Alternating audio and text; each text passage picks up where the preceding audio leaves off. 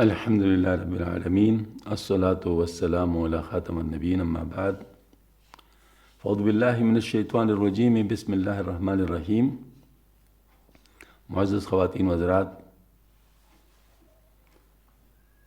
مطالعہ سیرت بصورت سوال کے عنوان سے آج کا سوال یہ ہے کہ سورہ ہود میں عذاب الہی کے واقعات اتنے مؤثر انداز میں بیان ہوئے ہیں اور دین پر استقامت کا حکم اتنی تاکید سے فرمایا گیا ہے کہ ایک مرتبہ آپ صلی اللہ علیہ وسلم نے فرمایا کہ مجھے سورہ ہود اور اس جیسی صورتوں نے بوڑھا کر دیا ہے۔ قرآن پاک میں جس جگہ جو مضمون جس انداز میں بیان ہوئے اس کی تفسیر آپ صلی اللہ علیہ وسلم نے انتہائی مؤثر انداز میں فرمائی ہے، جو صحابہ کرام اجمعین، تابعین رحمۃ اللہ علیہم، تابعین رحمۃ اللہ علیہم اور سلف صالحین رحمۃ اللہ علیہم تک پہنچی ہے۔ اس دور میں ایک عامی مسلمان کے لیے ان تفاسیر سے فائدہ حاصل کرنے کا آسان طریقہ کیا ہے، کیونکہ تفاسیر بہت سارے ہیں اور ایک عام مسلمان کے لیے ممکن نہیں کہ تمام تفاسیر کا مطالعہ کر سکے۔ بالکل یہ صحیح ہے، اس میں جو بھی اہل حق کی تفاسیر ہیں ان میں سے جو بھی پڑھا جائے تو فائدہ دے گا۔ ہاں، البتہ سب سے زیادہ جو مفید بات ہو سکتی ہے وہ ہو سکتی ہے جو ان میں آخری مفسرین کی تفاسیر ہے ہمارے لیے، وہ زیادہ مفید ہیں۔ اس کی وجہ دو وجوہات ہیں۔ ایک تو اس میں سارے تفاسیر کرنا چھوڑا جاتا ہے، کیونکہ جو بھی مفسر ہوتا ہے وہ صرف اپنی بات نہیں بلکہ اپنی بات کرنے سے تفسیر ہوتی نہیں ہے، وہ تو نقل کرتا ہے۔ ظاہر مطلب انسان جو تفسیر کرتا ہے تو اس میں اس کی پوری کوشش ہوتی ہے کہ وہ اپنے اوپر بات نہ لائے بلکہ ریفر کرے کہ فلاں نے کہا ہے، مطلب وہ جو ہے نا، مطلب وہ جو ہاں جو اس میں خاص بات اس وقت کے لحاظ سے ہو، جو اس پر کلی ہو، تو اس کو اپنے عنوان سے بیان کر لیتے ہیں، لیکن ڈرتے ڈرتے۔ تو یہ مطلب مفسرین کا انداز ہوتا ہے۔ تو اس وجہ سے آخری تفاسیر جو ہیں وہ زیادہ جامع ہوتی ہیں، اور متقدمین کے تفاسیر زیادہ اتھینٹک ہیں۔ میرا خیال میں بات مشکل تو نہیں کر رہا ہوں؟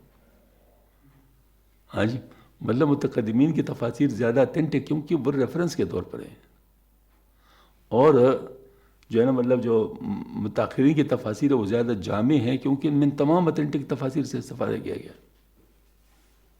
ٹھیک ہے نا، مطلب وہ جامع ہوتی ہیں، ان میں سب کی بات آ جاتی ہے۔ ایک بات پھر دوسری بات یہ ہوتی ہے کہ اس میں اس دور کے مسائل کے لحاظ سے جو قرآن کے مضامین کی تفسیر ہوتی ہے وہ دی جاتی ہے، تو لہٰذا وہ ہمارے لیے زیادہ قابل عمل ہو جاتا ہے۔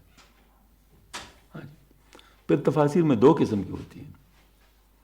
ایک وہ تفسیر جو مختصر ہو، کیونکہ لوگوں کے پاس بعض دفعہ ٹائم نہیں ہوتا تو مختصر تفسیر ان کے لیے بہتر ہوتا ہے، تو ان میں پھر جامعیت بھی ہوتی ہے لیکن اختصار بھی ہوتا ہے۔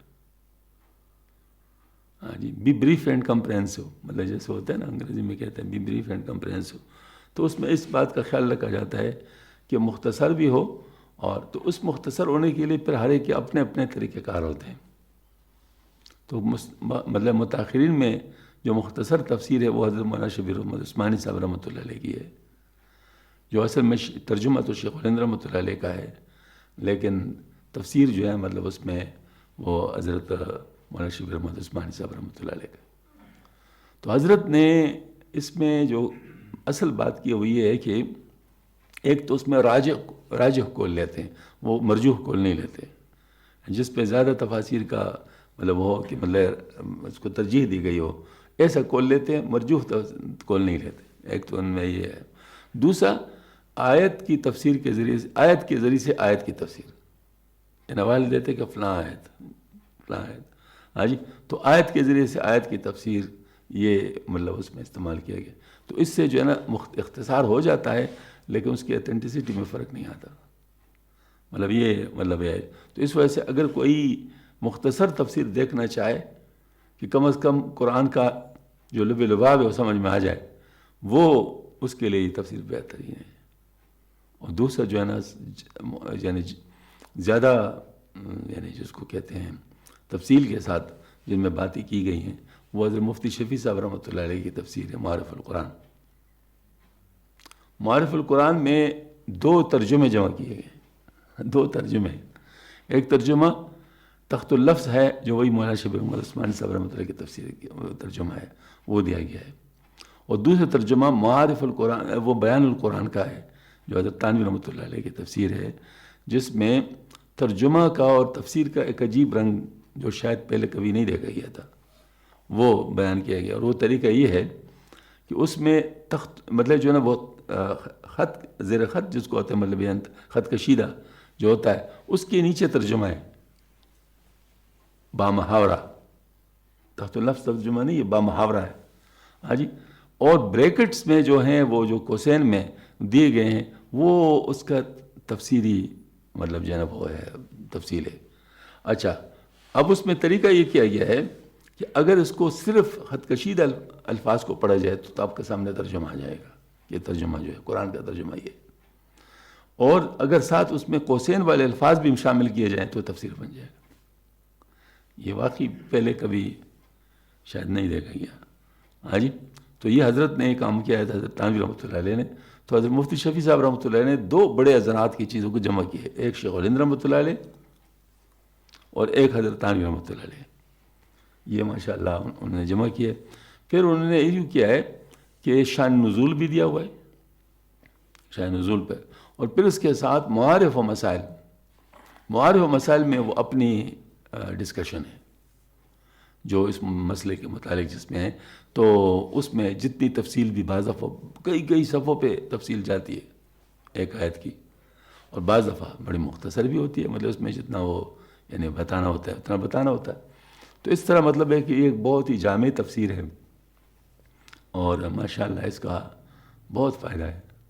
الحمدللہ مجھے بھی اس کا بڑا فائدہ ہوا، مجھے بھی یہی مطلب جو ہے نا وہ ریکمینڈ کیے گئے تو دونوں، ہاں جی، مختصر تفسیر یہ اور جامع تفسیر یہ، تو الحمدللہ مجھے بھی بڑا فائدہ ہوا ہے۔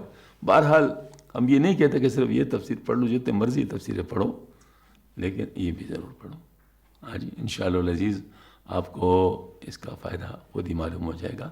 وآخر دعوانا الحمدللہ رب العالمین، ربنا تقبل منا انک انت السمیع العلیم وتب علینا انک التواب الرحیم، سبحان ربک رب العزۃ عما یصفون وسلام علی المرسلین والحمد للہ رب العالمین برحمتک یا ارحم الراحمین۔